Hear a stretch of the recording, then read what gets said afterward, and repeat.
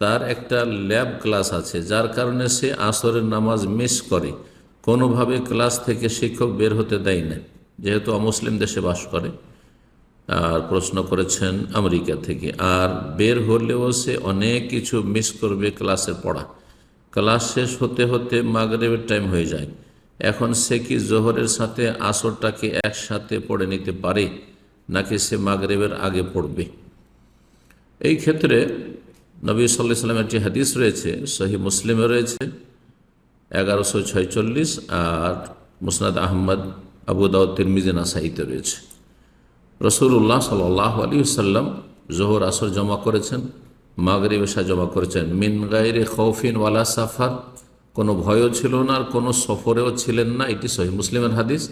আর মিন গায়রি খাউফিন ওয়ালা মাতার, কোনো ভয়ও ছিল না আর বৃষ্টিও ছিল না, তবুও জোহর আসর একসাথে জমা করেছেন, মাগরিব এশা জমা করেছেন। ইবনে আব্বাস রাদিয়াল্লাহু তাআলা আনহু হতে বর্ণিত একটি হাদিস রয়েছে।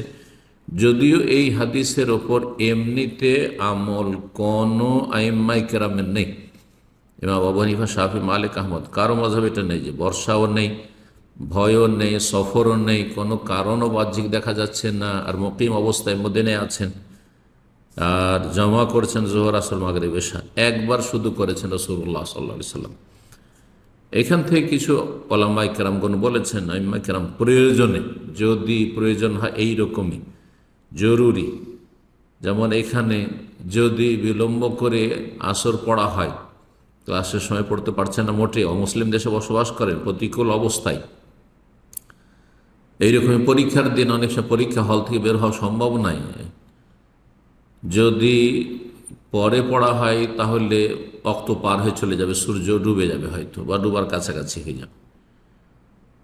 তো এই ক্ষেত্রে জোহরের সাথে আসর জমা করতে পারবে কিনা, অথবা প্রচণ্ড ক্লান্ত রয়েছে কেউ, অসুস্থ নাই কিন্তু ক্লান্ত আছে, এখন মাগরিব পরে আর থামতে পারছে না, যদি এশা তার সাথে পড়ে নাই আর শুয়ে যায় ভালো, আর না হইলে হয়তো এশার অক্ত পার হয়ে চলে যাবে, কোনটা করবে? এইরকম পরিস্থিতিগুলিতে ওলামারা বলেছেন এই হাদিসের উপর আমল করা যাবে, মাঝে মধ্যে, সবসময় নেই, মাঝে মধ্যে আমল করা যাবে। আল্লাহ মাফ করুন, আল্লাহ রাব্বুল আলামিন সহজ করুন, যারা দিন পালনে সচেষ্ট আল্লাহ রাব্বুল তাদের জন্য আল্লাহ যেন সহজ করেন, যারা গোমরা পথভ্রষ্ট, সালাতের গুরুত্ব বুঝে না, তাদেরকে সালাতের গুরুত্ব অনুধাবন করার, উপলব্ধি করার তৌফিক দান করুন।